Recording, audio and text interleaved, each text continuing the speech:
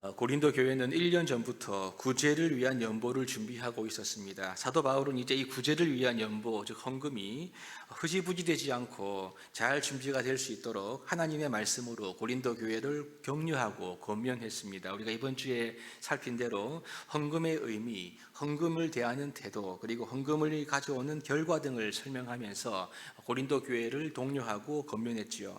이제 이 중요한 권면을 마치고 난 뒤 오늘 본문부터 바울은 자신이 가진 이 사도의 권위를 인정하지 않고 시비를 걸었던 고린도 교회 안에 있는 일부 무리들, 즉 거짓 교사들에 대해서 매우 강하고 단호하게 대처할 것을 분명하게 말하고 있습니다.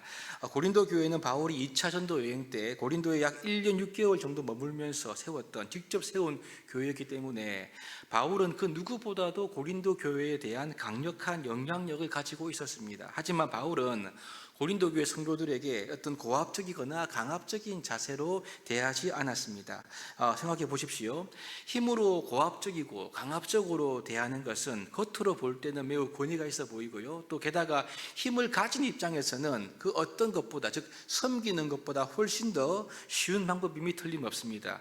하지만 바울은 이런 방식으로 고린도 교회 성도들을 대하지 않았습니다. 어쩌면 권위가 없어 보이기도 하고 약해 보이기도 하지만 바울은 아버지와 같이 혹은 어머니와 같이 유모처럼 따뜻한 마음과 관용으로, 사랑으로 그들을 대했던 거죠. 이것을 보여주는 말씀이 오늘 본문 1절 말씀인데요, 보시면 이렇습니다. 너희를 대면하면 유순하고 떠나 있으면 너희에게 대하여 담대한 바울은 이제 그리스도의 온유와 관용으로 친히 너희를 권한다, 이렇게 말씀하고 있죠. 이 바울이 고린도 교회 성도들과 함께 했을 때 힘이 없어서 유순했는 것인가, 아니면 권위가 없어서 온유와 관용으로 대한 것인가? 그렇지 않다는 말입니다. 바울이 고린도 교회를 개척하고 성장시킨 사도로서 바울은 힘도 있었고 권위도 있었지만 고린도 교회 성도들을 향해서 온유하고 부드럽게 대했던 그 이유는 그리스도의 성품으로, 또 그리스도의 사랑과 관용으로 그들을 대했기 때문이라고 오늘 본문에 분명히 말씀하고 있습니다.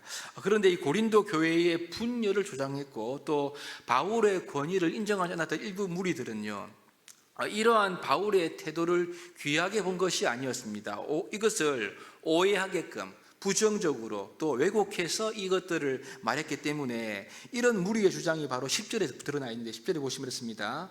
그들의 말이 그의 편지들은 무게가 있고 힘이 있으나 그가 몸으로 대할 때는 약하고 그 말도 시원하지 않다 하니, 무슨 말입니까? 바울은 글은 좀 그럴듯하게 쓰지만 실제로 대해서 보면 말빨도 없고 또 유순하게만 했지 강력한 카리스마는 없지 않냐, 이런 말을 지금 이렇게 하고 있는 것입니다. 이러한 주장을 이들이 하면서 자신들은 높이고 바울은 깎아내렸던 걸 우리가 알 수가 있는 겁니다. 여러분, 이런 행태들은 마치 누룩이 온 덩이에 퍼지는 것처럼 바울의 사도직을 인정하지 않고 바울을 폄훼했던 이런 주장들은 고린도 교회 성도들에게 분명히 악한 영향을 주었을 것이 틀림없습니다. 왜냐하면 일반 성도도 그렇겠지만 특히 믿음이 든든하지 못한 새신자들 같은 경우에는요, 보통 사람 볼 때 외적인 그런 모습으로만 판단하지 않습니까? 이런 경향이 있는데 이것이 바로 7절 말씀입니다. 너희는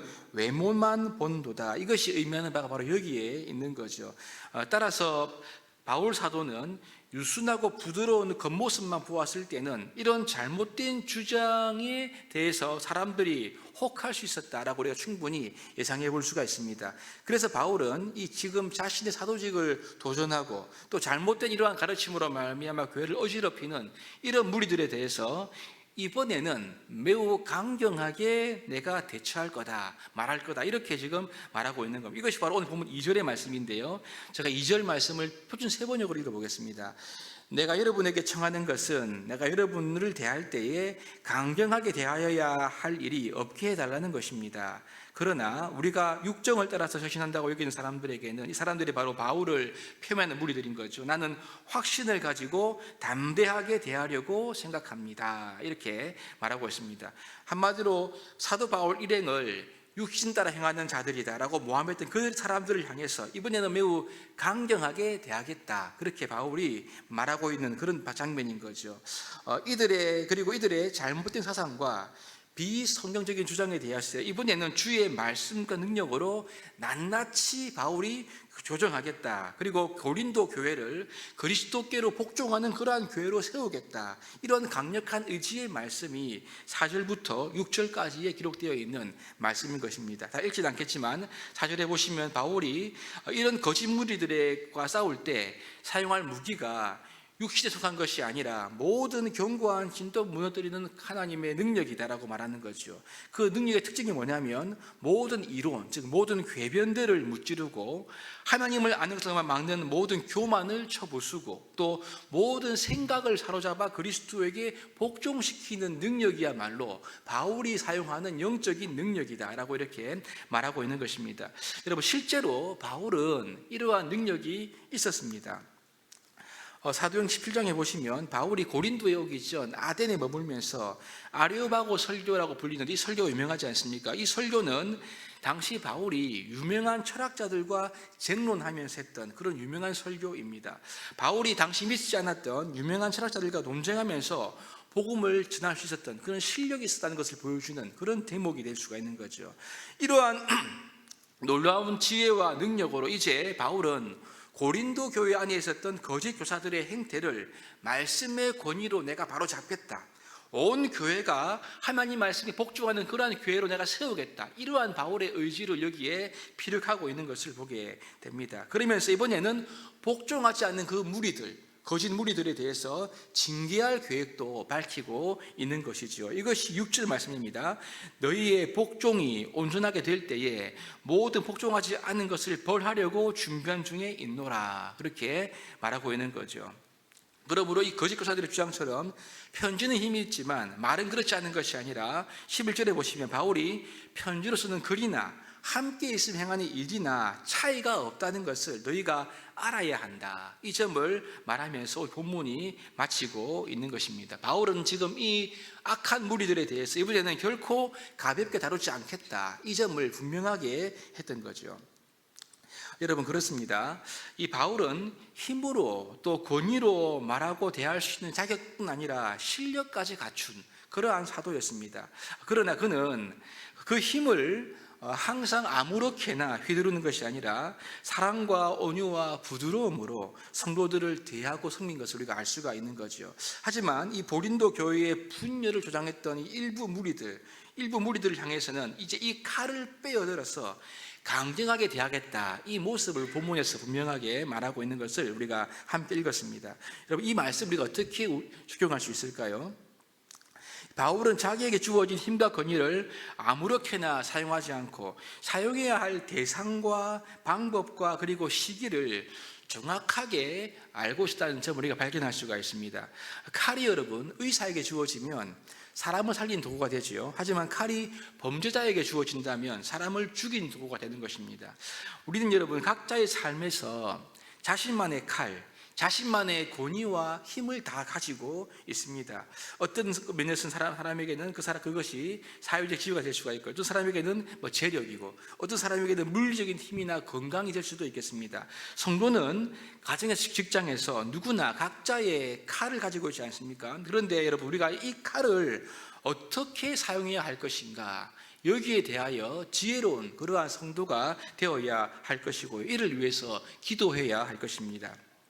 비록 본문에 보시면 바울은 여러분 칼이 날카롭고 강력하지요.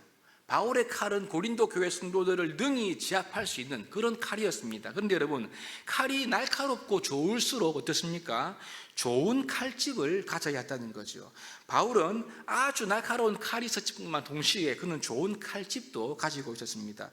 칼은 여러분 이 대적자들을 굴복시킬 수 있는 그러한 능력이라면 칼집은 그 칼을 담고 있는 그의 인격과 그의 성품이라고 볼 수가 있는 거죠.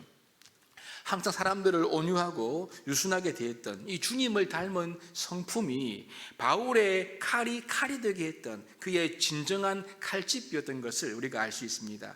사랑하는 여러분, 신실한 하나님의 백성인 우리 성도들은요 각자의 칼들뿐만 아니라 가장 날카로운 능력인 성령의 검을 가진 소유한 이가 바로 저와 여러분들인 것입니다. 그런데 여러분, 이 성령의 검과 나의 이 칼과 권위를 사람을 다친 데 쓰지 않고 원수의 심장을 찌르는 데 쓰는 그런 무기가 되려면 우리는 여러분, 이 칼집인 우리의 성품이, 우리의 태도가 반드시 뒷받침되어야 한다는 것을 알 수가 있는 것입니다. 그래서 우리는 여러분, 매일매일 우리의 삶을 통해서 성령의 충만함을 받아서 주님 닮은 인격으로, 그리스도의 성품으로 우리에게 주어진 하나님의 성령의 검을 휘두를 수 있는 좋은 칼집을 가지는 것이 중요하다는 사실을 기억하시기를 바랍니다. 내가 늘 죄인임을 기억하고 남을 한번 낮게 여기면서 주님의 사랑과 긍휼이 우리의 말과 행실과 태도에 항상 묻어 있도록 우리가 아버지 앞에 기도해야 할 것입니다. 그러나 반대로 불의에 대해서는 우리가 이 검의 능력을 분명하고도 정확하게 사용할 수 있는 바울과 같은 그러한 모습을 담기를 위해서 우리가 기도하고 힘써야 하겠죠. 그래서 칼과 칼집을 소유하여서 하나님의 군사로 세워져 우리가 정말 주님을 기쁘시게 하는 이가 될 수 있기를 주님의 이름으로 축복합니다.